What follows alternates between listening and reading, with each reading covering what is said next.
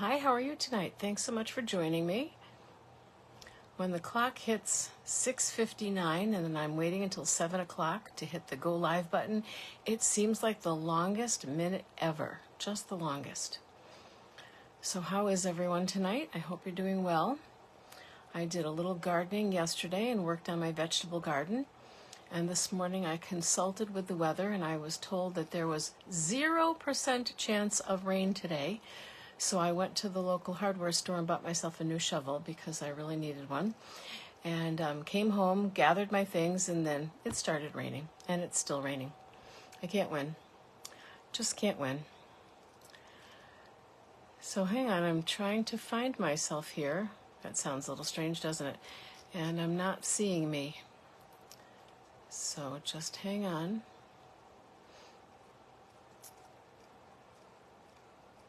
Give me a second or two. Oh, I think I know what's wrong. Hang on. Hang on. There we go. Now I should be here somewhere. Yep, there I am. Oh, I don't know what that is, though. I've been getting pop-ups on my computer lately. Those are just a little bit annoying. All right, So let me just start over again. I'm Roberta Colosino, and I'm an independent Stampin' Up! Demonstrator here in the Finger Lakes region of upstate New York, where it's raining, as I said. It's been kind of nice lately, but it's been raining a lot, but I guess that's good if we want our gardens to grow, right? So I won't complain too much. I'm bringing you 3 cards today, all from the same suite, or really the bundle. I'm not getting into the whole suite so much. And I will put the camera down so that we can get started right away. Okay, so hang on, let me do that.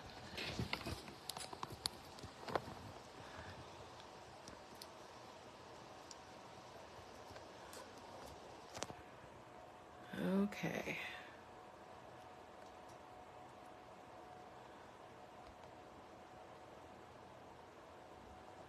There we go. That looks decent. All right, so this is my host code for the month of June. It is June, isn't it? Yeah, for the month of June, which is almost over. So if you are placing an order this month, please use this host code. And if your order should happen to come to over $150, do not use the host code because I want you to get those rewards for yourself. If you have any question at all about what that is and how it all works, please just reach out and let me know. Okay, so that's that. And I do have a little bit of business to cover tonight. So June 30th is the last day for the 10% off offer. So I'm going to explain it one more time because people have said something doesn't seem right. It seems too good to be true, but it really is. So from June 5th until June 30th, which is just days away, you can get an additional 10% off on any stamp and die bundle. It's only the die bundles. It does not include the stamp and punch bundles.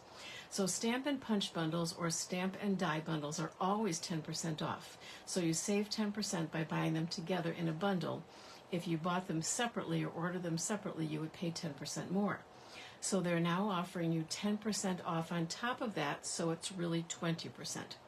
If you happen to be a demonstrator who gets 20 or 25% off on your orders, you will still get that 20 or 25%. So therefore, your order could be 40% off or 45% off. And that's no trick. That's just what it is, okay? So, and it also includes the stamp and cut and emboss machines, both the mini machine and the full-size machine, 10% off. That doesn't happen very often, so that's a great deal if you're looking for one of those machines, but that goes away in 5 days. Okay. Starting July 3rd, we have a bunch of new online exclusive products coming out, and it's also what we call bonus days in Stampin' Up. So what bonus days means is that during the month of July, but not starting until the 3rd, because that's when the online exclusives come out. So from July 3rd to July 31st, every time you spend $50, you get a $5 coupon. Now, nobody would do this, but let's just say you placed an order every day between June 3rd and June 31st, and every day you spent $50. Yes, you would get a $5 coupon every day. There's no limit as to how many of those coupons you can get. No kidding. All right, so just make sure that you use an email address, because they don't mail you these coupons. They're not little pieces of paper. They send you coupon codes via email. So make sure they have the correct email address for you. When you get those codes, I recommend highly that you not only save them, but maybe print out a copy or write them down someplace else. Because if you lose those codes, you're kind of in trouble. All right, so make sure you save those. And then between August 1st and August 31st, so after July is over, you can redeem those codes, and you can use as many as you want during that time. Just remember to separate each code by a space. So don't just type one long, great big number. Make sure you separate them by a space, and make sure you use them all before the month is over. All right, so that's all there is to that. It's, like I said, no trick. It seems too good to be true, but it is true. So starting on July 3rd, we have some online exclusives, and you know how it is. Come July, crafters are already thinking about Christmas. It may seem too early, but it honestly is not too early to start thinking about gifts, especially if you make handmade gifts or if you make lots of cards. So we have some Christmas paper coming out. We have a Christmas stamp set called Iconic, well, the paper is called Iconic Celebrations, and that's a 6x6 paper. And that is a little hard to see, I realize. I'll bring it up. Oh, here we go. Wait, there we go. Bring it up. Well, I always go too far. Bring it up a little bit closer so you can see it. It's a nice mixture of some blues and some reds and some greens, you know, typical Christmas colors, but there's also some snowflakes for winter. There's some pumpkins, so that really covers Thanksgiving, Halloween. I see some hearts in there, which would certainly cover Valentine's Day. I see some champagne glasses, which could be New Year's Eve, but it could be Happy Anniversary. So think about that. It's not all Christmas paper. So that's coming out, and then there is the Iconic Imagery stamp set and the Iconic Imagery bundle, which comes with dies. And one of the dies is this really large label die, and it comes with two smaller dies as well. And this is kind of a, well, it's not kind of, I think it is a suite. And you can also get the pecan pie and clear ribboned adhesive back dots, and the white 3/8 of an inch frayed gross grain ribbon. So that will be online only. You will not find these products in any catalog, okay? So just remember that. You have to go to the online exclusives section of the website.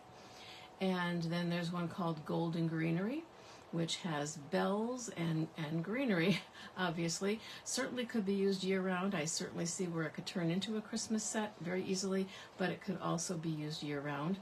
And then Greetings of the Season, which comes bundled with these dies, which are all label dies. And I personally can never get enough label dies. That's just me, but I love my label dies. And then the Greetings of the Season are a bunch of sentiments, some of which are in print and some are in cursive. There's a Christmas, a New Year, season's greetings. It's the most wonderful time of year. Then just ones that say for you, which are great for tags, and these could be turned into your package gift tags. All right, there's a very vanilla ribbon as well, and cherry cobbler pearl adhesive back berries. And there are two different kinds of berries. There's one that's single and one that's a cluster of 3. And then there's Everyday Greetings, which has things in it like congratulations, anniversary, birthday, hello. So it kind of covers everything. It's not Christmassy. And then we have, these are the samples of cards made with that stamp and die set. And then the Season of Green Gold 12x12. So it's what am I trying to say? A gold metallic touch on one side of the paper, and on the other side it's more generic, so again could be used any time of year. These pictures never do it justice. When I get some, I will show it to you so you can see it live and in person. And then Potions and Spells bundle, because we have to get Halloween in there too. This one looks really, really cute. It's not showing, or at least I don't seem to have an image of a lot of the stamps, but it's showing 2 of the sample cards made with it, and it looks pretty cool. It's got a witch's cauldron and a crow and some bubbles and green potion and who knows what else. So there you go. That will be available beginning July 3rd. Okay, so the suite that we're using today, and like I said, we're pretty much using mostly the bundle today, is Country Flowers. I think I did 1 card with this, I don't know, maybe a month or so ago when I first got it. It's a really cool set. It comes with different vessels to put your flowers in. There's a teapot and there's an urn, but then there are dies that cut out things above and beyond that, and dies that cut out the images. So we'll go ahead and get started. And the first one that I pulled out is probably the easiest. I know sometimes when I do this kind of thing, I do the whole, beginner crafter, casual crafter, avid crafter. And this time I have to say I kind of forgot to even think about that because I just got kind of carried away. So for this particular card, I also used the So Sincere stamp set, which carried over from the 23-24 annual catalog. And the Nested Essentials dies, I used the largest rectangle die from that set. So I made a bit of a fun fold card, nothing too exciting or intricate. It's just the fun fold where you take your card, you take your typical 8.5 by 5.5, you score it at 4 1/4, and then you just fold it back over itself in half. So this ends up being 2 1/8. And when you're doing folding like this, it's a good idea to use your bone folder and just kind of burnish it down. The card will not stay flat. It's not going to lay flat perfectly, but that's okay. And then I cut, this is some of the Designer Series paper. There's a lot of wood grain in here, but there's wood grain in gray, in brown, in blue. It's very pretty paper. So I've got that, and I'm just going to glue some of that right on the front and a piece of that over here just on this part so that you see that. So put those on and kind of get that out of the way. And on the back you can see it's got a very dark brown wood grain. So that would be good for some things for sure. Yes, it's true. I've been crafting for many, many years. And somebody asked me once if I crafted as a kid or even like as a teenager, and I said no, but then I remembered that wasn't true. Now, you'd have to be of a certain age to remember this, which basically means you'd have to have been like in, we called it junior high, not middle school, but junior high or high school, like in the 70s maybe. But there was a big thing going on where girls would buy lunch boxes, but not kids' lunch boxes. They would buy the ones that like construction workers used. They have kind of like a curved top, and it's the kind that a construction worker would take on the job with him to work, or anybody who worked outdoors wouldn't have to be a construction worker. And we would cut pictures out of magazines that we liked, and then we would use Mod Podge, and we would cover the lunchbox with Mod Podge and all of the pictures from the magazines that we liked. And typically it might be things like pictures of a rock group that we liked, or a singer that we liked, or clothes that we liked, and we carried that as a purse. And I remember doing that. So that was certainly kind of crafty, but I feel like a lot of people were doing that back then. So I guess I did it back then. I don't remember being too into crafts when I was little, but I maybe I was. I don't know. I don't always have the best memory of my really younger days. Okay, so for this one I chose, like I said, that square or a rectangle. It's not a square, and that's going to go here. This will be our liner. That will go there. And then I chose this, I guess I would call it an urn. It's kind of like a bucket, but it has that shape on the top that makes it not like a bucket. It reminds me of a milk can. That's what I think I'm thinking of. Milk cans used to have a top, and you actually stored your milk in them, and it stayed cold that way. So I wanted to just show you really quickly, and I'm not going to sit here and color in front of you, but I used my smoky slate markers to color, and then I took the bronze, which was a marker that we had before we had the skin tone markers. Before we had those, we had the bronze and the ivory, which we would use in combination sometimes for skin tone. I took the bronze marker and just kind of scribbled a little bit on the edges to make it look like maybe this was a rusty thing that had been kicking around for a while. All right, and then I colored on the flowers here. First I stamped it in basic beige, so you really couldn't see the outline once I started coloring and once it was die cut. And I used Berry Burst and Pretty in Pink and Daffodil Delight, and I think this is Granny Apple Green. All right, so again, I don't always like to color in front of you and make you sit and watch me color, because that just seems like it could get potentially boring for all of us, right? So I try to keep it interesting. So I think what I'll do is I'll glue this down onto there, and then I'll pop that up. But I want to make sure of where this is going to land.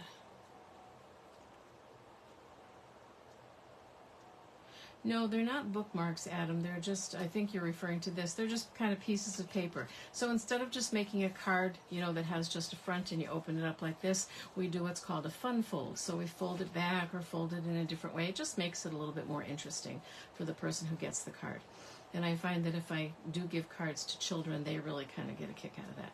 So if we're going to put glue on it, we want to make really sure that we don't put glue over here, because then we're going to glue our card shut, and that would be like really annoying. So what I do is I hold the part in my hand where I don't want to put glue. And that sort of helps me remember not to put glue there. Because believe me when I tell you, I have glued a few cards shut, and it does nothing but annoy the heck out of me. And I have nobody to be annoyed at but myself when that happens, but it's still annoying. So we'll put that down there, and now there's no glue here, so my card will not get stuck in the closed position.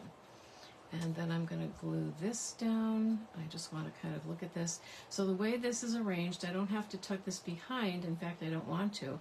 I'm going to put this in front so that it hangs over a little bit and looks like it's really just filling up the vessel here. I don't know what, it's not really a vase. Like I said, it looks like a milk jug to me, or a milk bucket, or milk can, whatever you call it.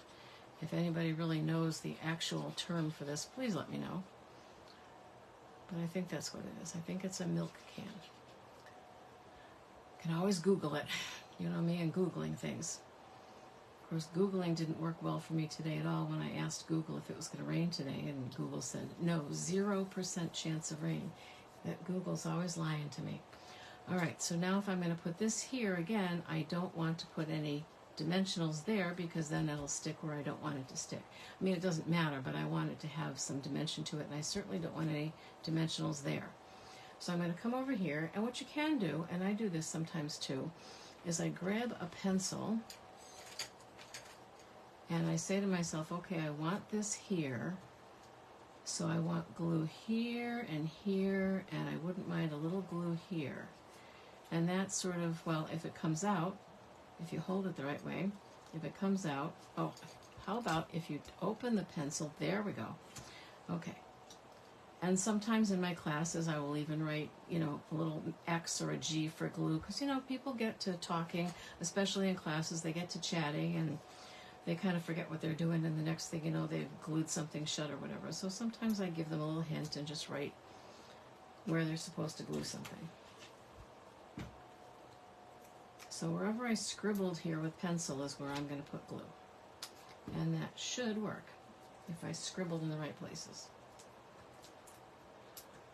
And we'll find out in a second or two. So there's no sentiment that's going to go on the front of this card at all. Sometimes I don't like to put a sentiment on the front because I really like what I'm looking at, and I don't want to gunk it up with words. Okay, so that worked out perfectly. So we've got that there. So now here's the thing. I picked the sentiment, "You're in my heart and prayers," because I thought that would make a very nice sympathy card, but it could be a get well card, or it could just be I'm thinking of you because something crummy happened in your life, you know, you lost your job, whatever. So it's kind of generic, but it could certainly be a sympathy card. But I don't want that showing all around here. So what I'm going to try to do is stamp it right side up, first of all, so that it's sort of going to be hidden behind this panel. That's my goal. We'll see if it works. And I'm going to use basic gray to stamp it in because I'm just very fond of basic gray as a sentiment color. So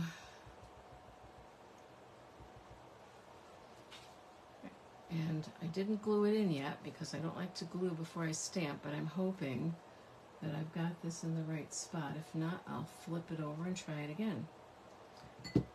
So I have to flip it over anyway because I've got some funny smudgy stuff there. So I don't like that at all. And that does happen sometimes. So we'll just clean it off. That's why paper has two sides. Our paper is thick enough that you will not see that showing through there at all. So we're going to give that another try. thinking I want it kind of right there.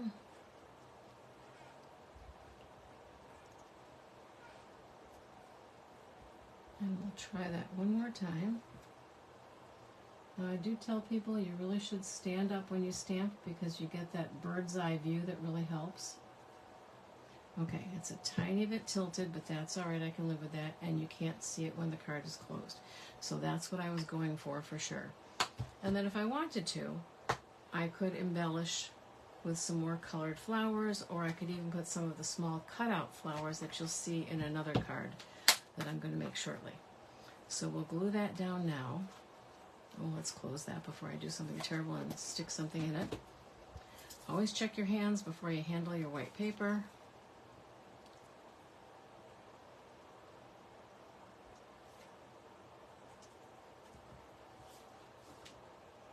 I'll check and see which was the good side and which was the bad side.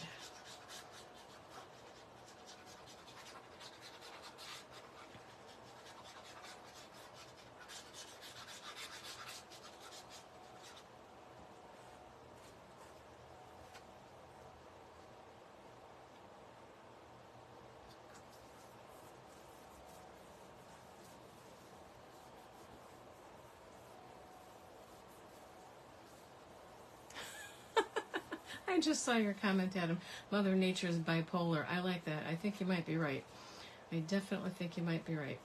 Okay, so there you go. So it's a pretty simple card. I don't know that I could call it a beginner card because I use dies and because I use the alcohol markers. But maybe, you know, everybody's definition of beginner is different. And I know some beginners who buy everything. They want it all, and they buy it all, and it may take them a while before they figure out how to use it all, but they do have it. So it could be a beginner card. It's fairly simple. All right, so card number 2. Let's move on to that.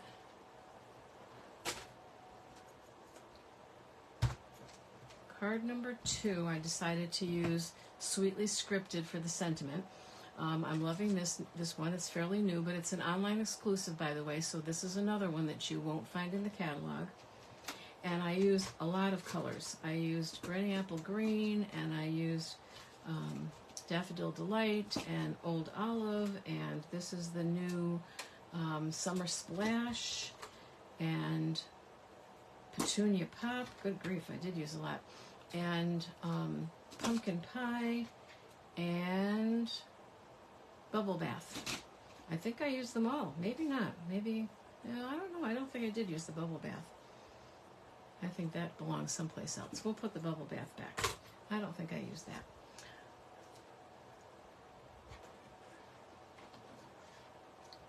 Okay, so this one's fairly basic as well. I haven't even decided which of these sentiments I'm going to use yet. I just know that I want to use it. So this card is going to have 2 different things. It's going to have a plant on it, and it's going to have some flowers. And I just had a couple of different things here because I wanted to show you some things. So this is the new basic beige color, and I don't think I've actually used it as a card base yet. I don't really know why. I like it. I don't like it as well as I like Crumb Cake for a kind of a neutral card base. Hello, Cheryl. I'm glad you like it. We might be making that at the next class. So I'm glad you like it.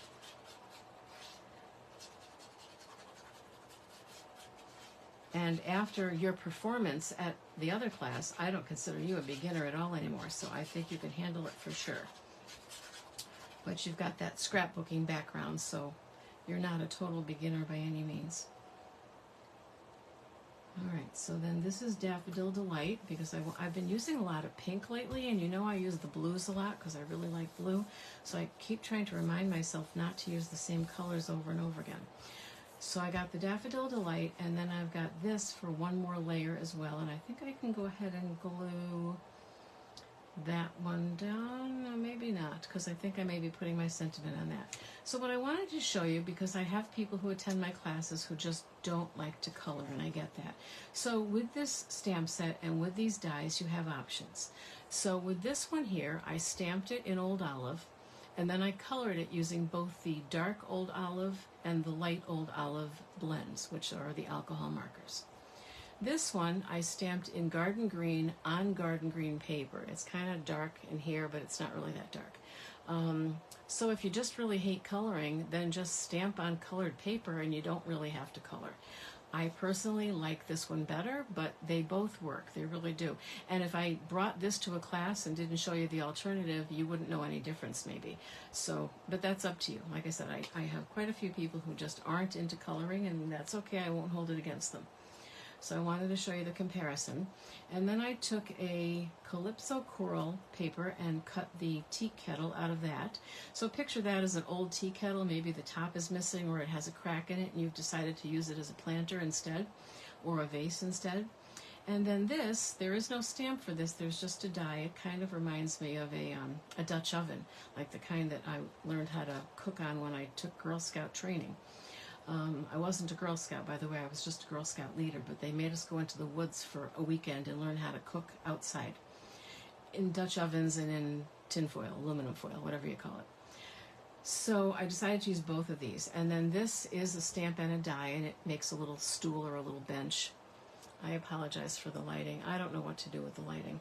It just, I've got lights everywhere here, and it's still not getting there. But I embossed it using the Timber 3D folder, so it really looks like wood. So I used pecan pie paper and pecan pie ink, and then the Timber embossing folder. So what we're going to do here is kind of set up a little thing. So we're going to have this here, and then we're going to have the stool, and then the Dutch oven, and this might be an old Dutch oven too that got cracked somehow, and you can't use it as a Dutch oven anymore, so now you're using it as a planter. I have an old cast iron, oh gosh, what do you call those things? Not a fire pit, a chimenea, that I'm very concerned that the bottom is no longer stable, so I don't want to use it on my deck and, you know, burn my house down. So I'm using that this year to plant strawberries in. At least that's my plan. So we'll have this one like it's sitting on the ground next to the stool, and then these flowers here. Now what I wanted to show you, this image, which I also stamped in the basic beige, these little things on top here are so small and so fiddly. If I really look at them, I think that I see a couple of flowers in there. I really do. But tell me right now if you see a flower. If you do, you've got better eyesight than I do. So when I got out the, this is the one that I used, the, not Shy Shamrock, Summer Splash. I literally just got out my Summer Splash marker and just kind of started dotting, like little dots. I didn't even necessarily try to act like I was coloring anything in. I just sort of looked at it and said, okay, I see a basic shape there, and this one actually does look like a flower, but I'm not worried about it. And the rest look kind of like leaves to me, and I'm not worried about that either, because nobody's ever going to see that. So if you don't need to sit with this like half an inch from your face and feel that you absolutely need to color in every spot and make it look perfect, because nobody's going to care, I promise. And nobody's going to look at it and say, oh, she colored that flower blue-green. Well, there probably are some blue-green flowers. So don't worry about getting too fussy with this, honestly. You don't want to make yourself crazy, okay? So my idea was, the reason I wanted to use one of these, and you know what I don't have any of, and I never seem to make any, are anniversary cards. I mean, I only have a few people in my life that I send anniversary cards to, but I should probably have one ready just in case. So, might be cutting it close because I made this kind of small. I wonder, what if, hello, no rule against that either. So this was going to be a portrait style card, and it just became a landscape style card, if it'll fit, if everything will fit, and I think it will. Well, it can't hang over the edge though, because then it won't fit in your envelope and you'll squish your plant. But I think I can get it up a little bit higher so that I can get this, but then I'm not going to have room for the sentiment. Okay, so this is the kind of thinking that you do when you're crafting, and I don't know about you, but when I'm doing this, I talk to myself. Sometimes I get good answers, and sometimes I don't. So we're going to have to see if we can get that to fit. I keep wanting to stamp everything upside down. And it really will just fit. I'm going to test it out. Just go ahead and stamp it. just to see, and I'm going to use the basic gray again. Sometimes I think the black is just too dark, and I did use that black because I wanted the contrast, but I don't really want the black for the sentiment, which I'm turning upside down again. I don't know, today apparently I just want to stamp everything upside down. I don't know why, but apparently I do. Alright, piece of scrap paper to put underneath. And this, I'm going to have to center this so carefully so I get the H and the Y in there. And we'll see, I'm not even on camera, am I? There we go. We'll see how that comes out. It fits. It's close, and you don't see all the pretty squiggle at the end, but it does fit, and it says Happy Anniversary. So again, if nobody knew there was supposed to be pretty squiggle there at the end, they wouldn't know what they were missing. So I can live with that. I'm very sure that whoever I send this to will not realize there's anything missing.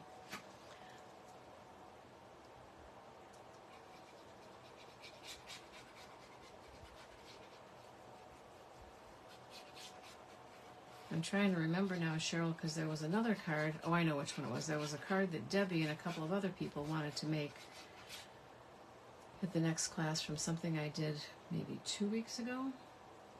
So I have to remember what that is and pull that out. It makes my planning much easier when people see cards on here that they would like to make. All right, so now we're going to do some glue and some dimensionals. So I do what's called a dry fit, which means I check it all out and see where I want it, make sure there's room for everything.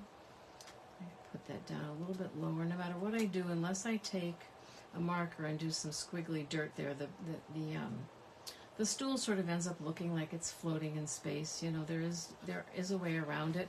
We even have some stamps that do that for us, believe it or not. If I take the crumb cake, and I'll take the light just to be on the safe side, and if I say that I'm going to put my stool there, then what I can do is just take the crumb cake marker and literally just scribble.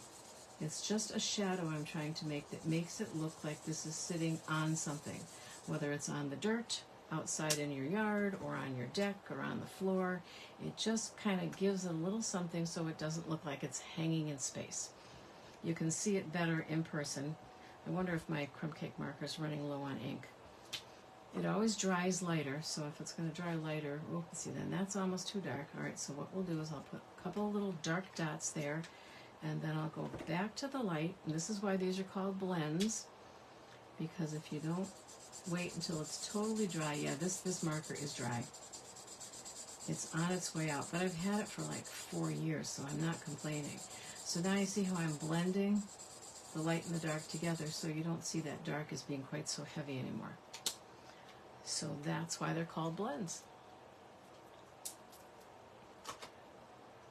Okay, so we'll glue that down.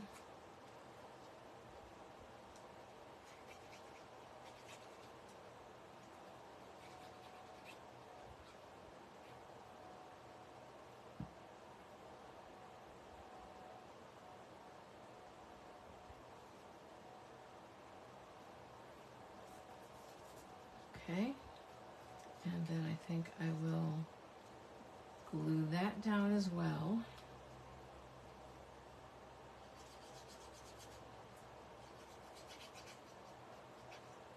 So if you haven't been watching me, I do tend to repeat myself because I never know who watched when. The glue bottle that I'm using is a fine tip glue bottle that I bought on Amazon, but it is not filled with some other glue. It's filled with our Mono Tombow multi-purpose liquid glue. That's kind of a mouthful, isn't it? Because I love the glue, but sometimes the bottles get jammed, or in classes people just get a little carried away and use too much glue.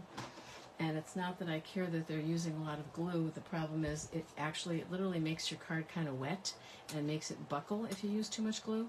So with the fine tip glue pen, they seem to be making out much better.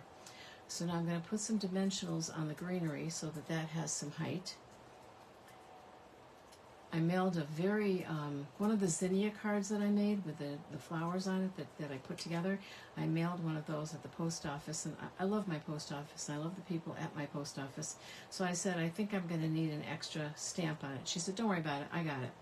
So she basically just was telling me that she was going to not put it through the rollers, because that particular thing that I was mailing in town, so it wasn't going like to Rochester first. It was staying local. So she was going to just make sure that it didn't get put through the rollers. So I just thought that was very nice.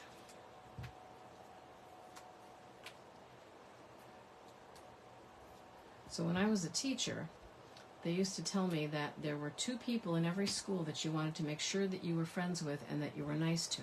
And that was the secretary and the custodian. And that was absolutely true. In fact, I was just talking to a friend about that recently. But in town, you really want to be nice and be friendly with the post office people too, because they can make your life happy or they can make your life not so happy. Sometimes they don't have a choice, but my post office people are very nice.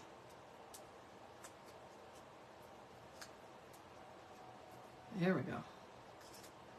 Okay. That way. I really had to look at that for a second to see which way it was supposed to go. Okay, and now this one, so I could get out my marker again. And that really is dark.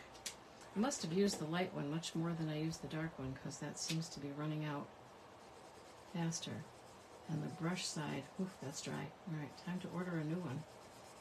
That's really dry.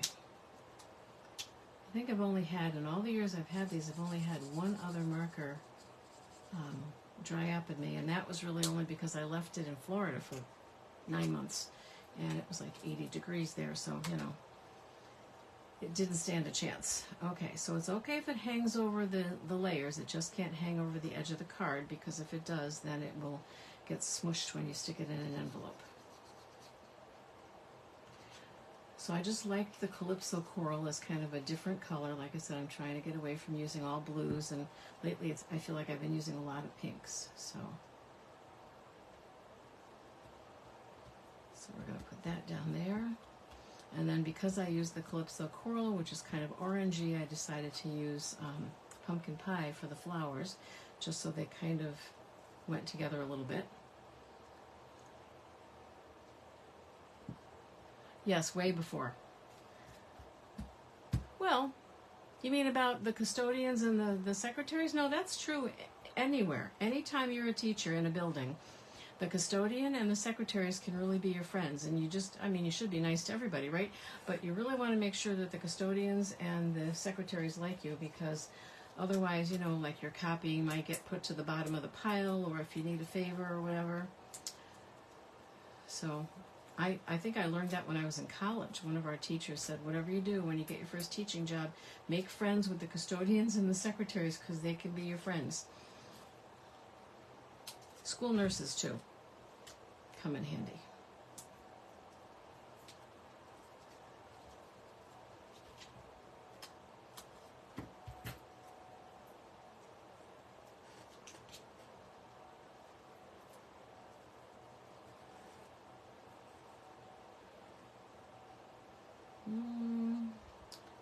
I don't know if it really matters if I tip it or not, but I don't want it to run into that one, so I'll leave it like that. So that's really pretty. And again, I definitely can't call that a beginner card, except that in my classes, you may have to do your own coloring, but I do all the die cutting for you, only because Coffee and a Card isn't really a full class, just in case anybody's wondering. It's not, oh, look what I did. Okay, so this is a perfect example for me to show you what not to do. Look what I did.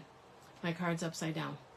Makes no difference whatsoever, because what I will do is I will cut this off right here and just create another card base and put the whole thing down on a new card base. So I'm not really wasting any paper, because I can use this piece for something else. And yes, that happens, and you really do want to look and make sure that you haven't done that. I haven't done this in a while. It's been quite some time since I made that mistake, but you learn from my mistakes, so that's the good thing about you.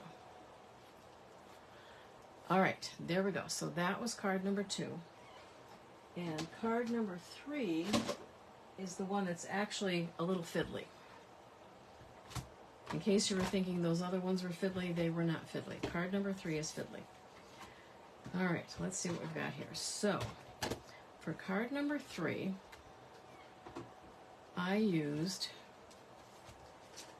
the 5th die out from the inside. On the other side, I have them labeled. So number 5, circle, of the Deckled Circle dies, and that's right here.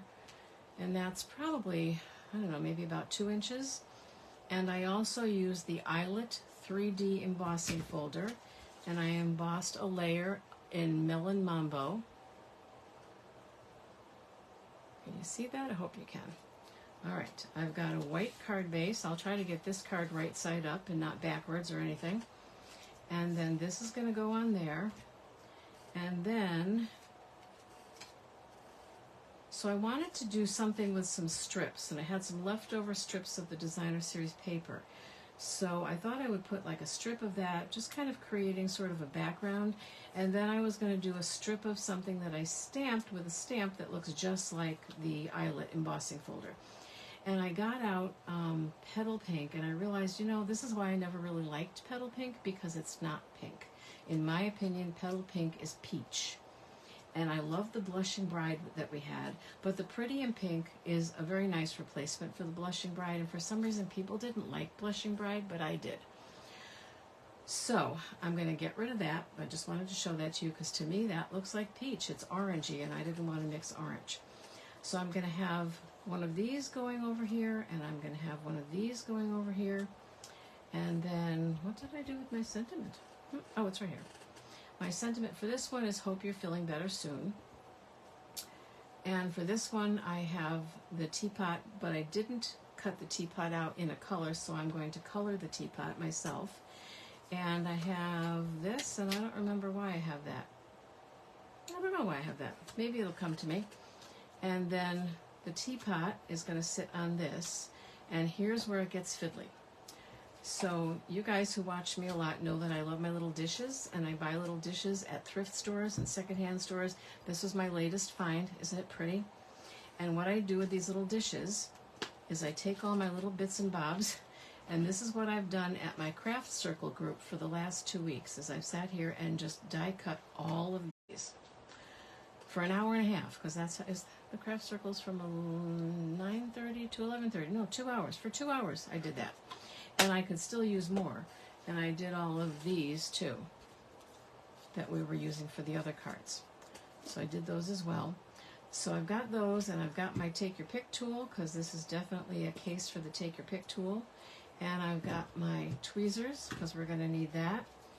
So first thing, I'm not going to glue that on yet, because I want to get this on. And yes, I know it's too long, but I don't mind putting it on too long and then trimming it, because that's almost easier for me than having it be too short, which is really kind of annoying, because you can't make something longer, but you can make something shorter.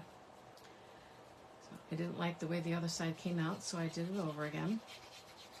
And because I'm not using this whole thing, I'm not going to put glue on the whole thing.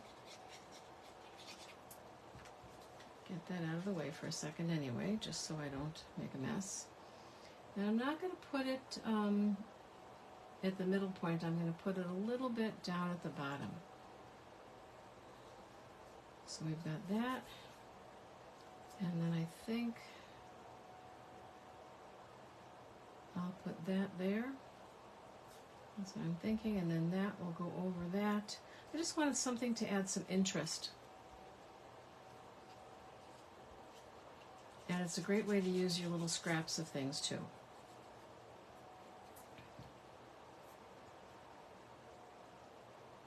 Now this piece here looked to me like it was a little cockeyed, so I'm going to fix that by making this cockeyed so that they match.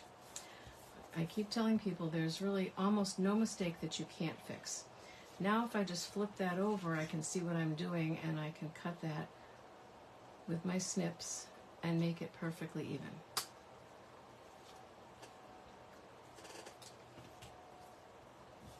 Alright, so now I can glue this on here, and again make sure that I'm getting this right. I'm hearing all kinds of interesting noises from downstairs, which is interesting since I sort of live alone, I think I've told you about my new kitty, the one who gets into the washing machine, the dryer, the refrigerator, the dishwasher. He's gotten in almost every major appliance. Oh, and the other day he figured out, I don't know if he really figured it out, if it was just an accident, but you know when you have a gas range and it has an electric start and it makes that clicking noise when you go to turn it on? I was sitting in the other room and I hear the clicking and I'm thinking, okay, there's nobody here but me and the cats. Who the heck turned on the stove? Well, he did. I don't know if he started to fall off the stove because he's a little clumsy or what he did, but he turned on the stove, and really that could be bad because the gas starts coming out when that happens. I'm going a little heavy on the glue here because of the embossing, so I want to make sure that it sticks down, and I'll give it a really good press and kind of hang on to it for a couple of seconds. So I think when I leave the house and I'm not home, I'm going to have to take the knobs off the stove, which I haven't had to do since my kids were like 3. Yeah, he's interesting. And then he knocks things over. So I'm sitting here trying to not be distracted because I'm hearing things hitting the floor and I don't know what's hitting the floor. He gets into my plants. He gets into everything.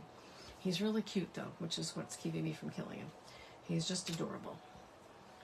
All right, so I'm going to go ahead and color that. So I need some scrap paper again. And instead of making this a color, I'm going to make it like it's a silver tea kettle, so I'm going to use my smoky slate light and dark. So when using these markers have a bullet tip end. There we go. And they have a brush end, which is really like a paintbrush. And when using these, you have to be really, really careful because you can squish the tip. So you really have to not treat it like a marker, but really treat it like a paintbrush. So when the artists make these designs, they give us little lines here and there. And those little lines kind of show us where the shadows might be. And they could be in other places as well. So I always start with my dark. And then I move on to my light. I put my dark where I think the shadows might be. And then I'm going to blend up. And just kind of drag that color up and out to the side a little bit so that that line doesn't look quite so defined.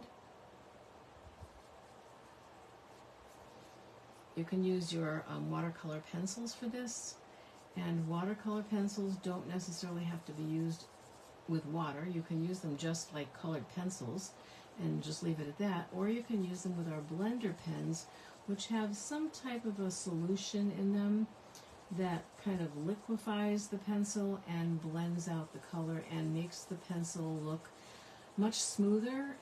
Our watercolor pencils look pretty smooth to begin with, but the blender pens make them look even smoother so you don't see any pencil marks at all.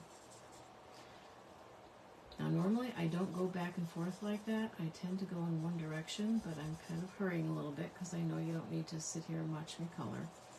And so because of that, I'm not necessarily doing the best job either, but that's okay for this. At this point, I'm not giving a lesson in using the markers. And that will even out as it dries. And then I'm going to color the handle.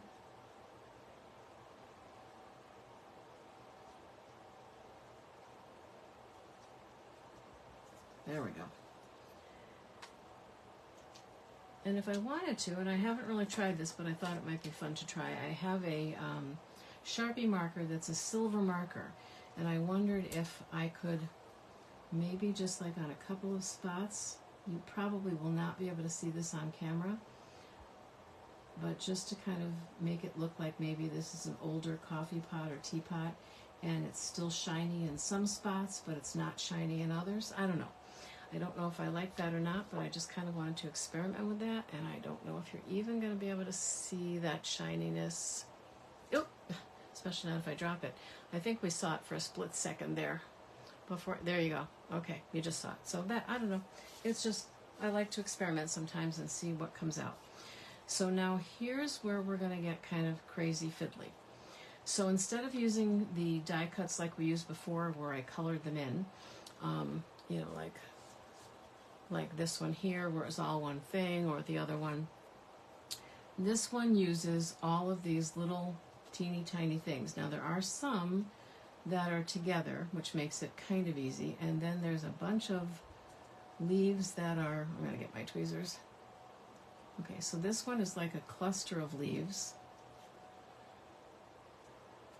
And I'm trying to figure out if it might be meant to go with this in some way, but I don't really think so. And then we've got ones that are just 2 leaves, and this is done in Old Olive. And then I know there's some, yep, that is just 1 leaf. So like I said, we're talking fiddly here. So I did cut some out in the Melon Mambo, which is the same as my background here. So I want to get some of those, only if I can grab them, good grief. Okay, so there's some Melon Mambo. This is pretty in pink. And I don't think I want to go with any of the other colors. Some are small, some are large. And what you can do is you kind of build them up by putting a small one on top of a large one and making it look like a fuller flower. So this is definitely not for beginners or people with no patience. Well, Adam, I'm not sure if he's smart or if he's a real dumb bunny, because he does things that are dangerous. Like today, he got up on the stove while the burner was on and walked right past, and his tail almost went into the flame, and I literally just grabbed him and, well, practically threw him on the floor. I mean, I didn't hurt him, but he had me in kind of a panic because I had mental pictures of having to grab my fire extinguisher and put him out. So I'm not sure how smart he is. In some cases, he seems really smart, and in other cases, not so much. Okay, so you kind of get the idea there. So that's definitely a little fiddly. So this one I'm going to glue down. Now, when I did the zinnia card, you might remember that I used my bone folder to curl those flowers to make them look a little bit more dimensional. Well, these flowers are way, way too tiny to do that with. So I will show you what we do with these instead. It's actually kind of cool. So on our score tool, which is this big board that some of you may have seen me use, it comes with an embossing tool that has a thick end and a thin end. Our Take Your Pick tool also comes with an embossing tool end, and I put it away the day I bought it because I didn't think I'd use it very much, and I haven't seen it since. So that's not such a good thing. But I'll show you what we can do with it. So any type of a spongy thing like a mouse pad or whatever, and this is going to look a little strange, but what happens to be sitting right here on my desk is this one of these things that you squeeze to make your hands stronger. So I've been playing with that a lot lately because I have a little touch of arthritis in my hands, and it makes my hands a little stronger. But it will come in very handy for what we're doing here. So what I can do is I can take one of these larger flowers, put it down on that squishy thing, take the bigger end of the embossing tool, and just kind of push it down into the squishy thing. And look what happens. It now has dimension. And I can do that with all of them, or some of them, or none of them. Again, if you put it into an envelope, you know darn well it's going to get kind of flattened out anyway when it goes through the rollers at the post office. But if you're giving it to a person in person, they might really appreciate having that. So I'm looking for another small one here. I think I see one. So the Take Your Pick tool, if you're new to this, has a putty end on one side that really makes it great to pick things up. And on the other, on the other end, well, it has a spatula tool, which I call my oops fixer.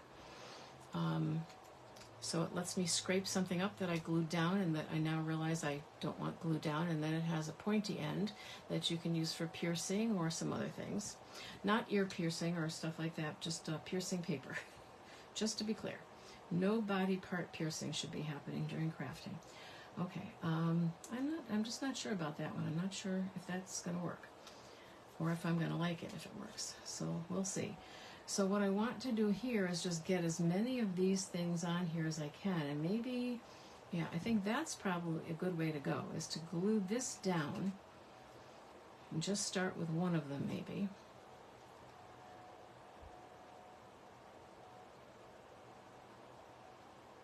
Okay, so I'm looking at my statistics or whatever you want to call it on my computer, and it tells me that this video is 1 minute long, and we all know that ain't true. No, we're going on an hour, which is the most I like to spend, and I try to get my 3 cards finished within the hour. So why it's saying 1 minute, I have no clue. But whatever, technology, you know how it is.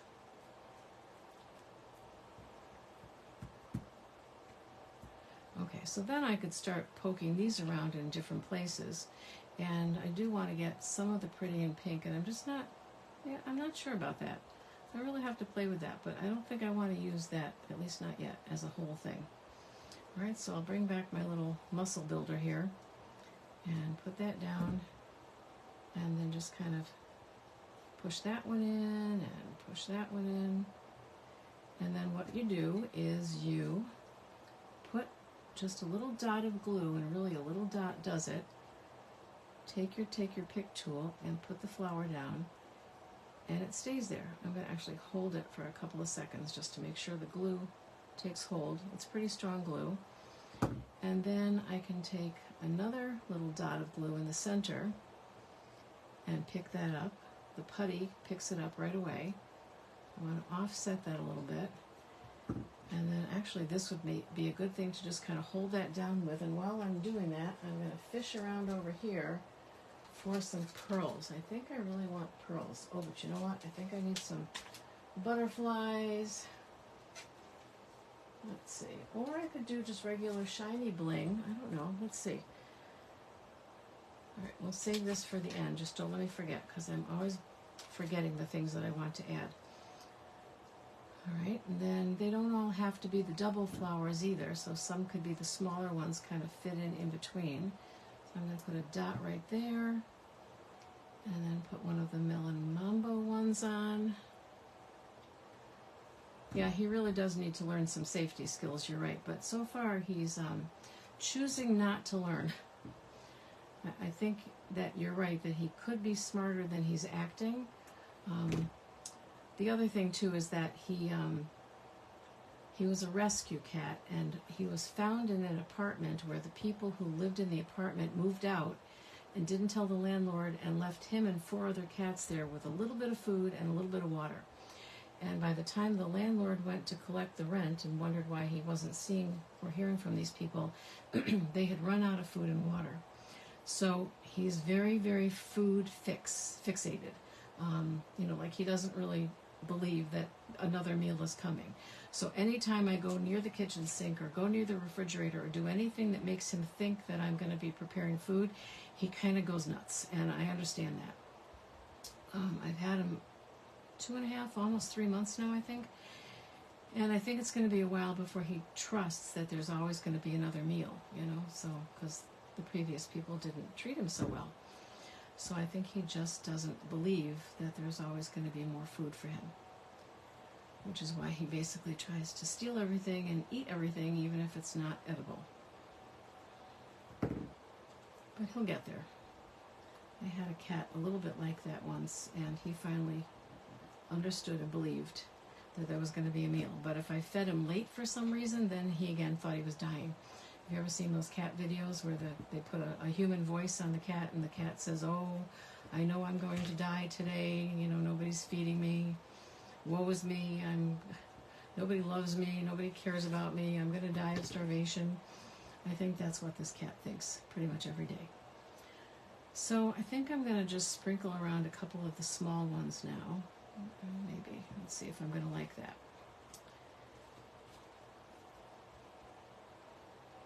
Yeah, I'm going to like that. That's fine.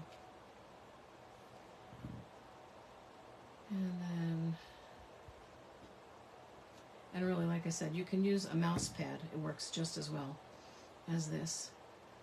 Or you can use our Stampin' Pierce mat, but I know not everybody has that. And if you don't want to buy one and you have an old mouse pad, then by all means use that. Whatever you've got works. So then the other thing, I don't want to get like too crazy carried away here, but you know, leaves aren't all one color for sure. Yep, that one's coming up. Let's get that on there, and then let's hold the whole thing down for a couple.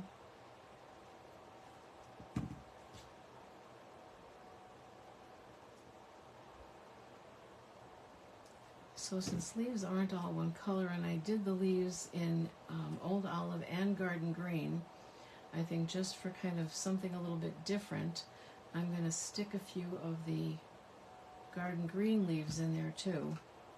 just for some variety. And I'll tuck the stem under the flower there so it looks like it's coming out naturally from behind it. I kind of wish I had done some in, I don't know, either lemon lime twist or maybe granny apple green. I think that would look kind of cool.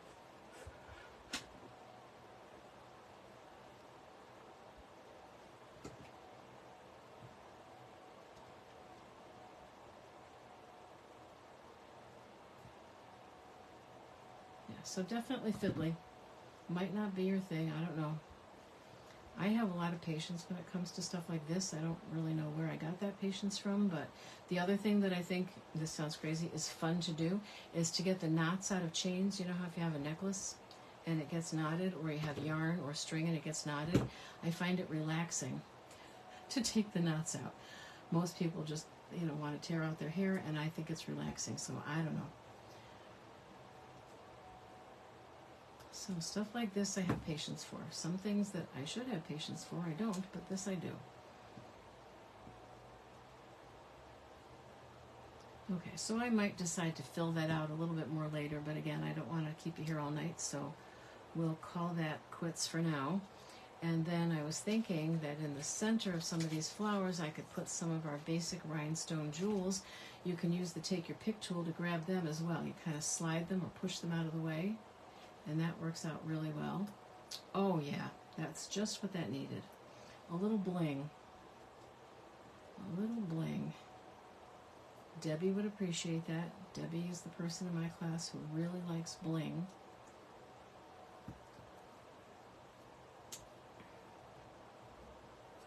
Some people would just put like one or two of them in there, but I'm just going to put one in every flower. What the hey? Just going to get it all in there. Just shiny the whole thing up. I mean, look how that sparkles. I hope you can see that. It's really tough with the lights. So let me just hold that up. Yeah. Whoop. Jeez. Butterfingers tonight. Yeah, that's nice. And then, one more thing, because I also love my butterflies.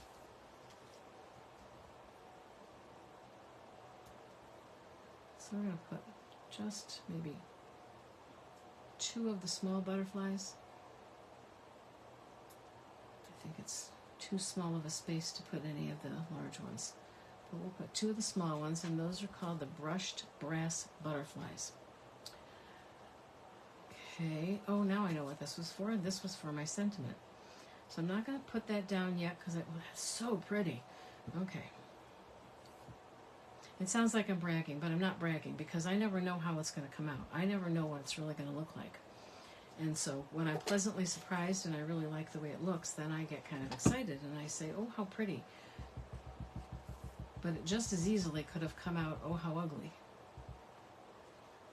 All right. So I'm going to stamp that here. Oh, I think I got too close to the edge. Well, maybe not. And I'm going to show you a little trick that I learned from Erica Serwin. Erica Serwin is another Stampin' Up! Demonstrator. She's actually one of our $1 million achievers. She's pretty amazing.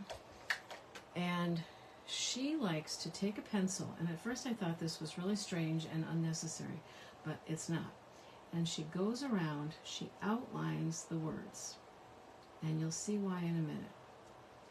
She outlines them all. Nothing fancy, it's not something you take 10 minutes to do, just kind of general, going around the letters. And then she cuts them out. Now, some people just cut them out. And at first, like I said, I thought this was kind of unnecessary, and I really didn't understand why she did it, but I do now.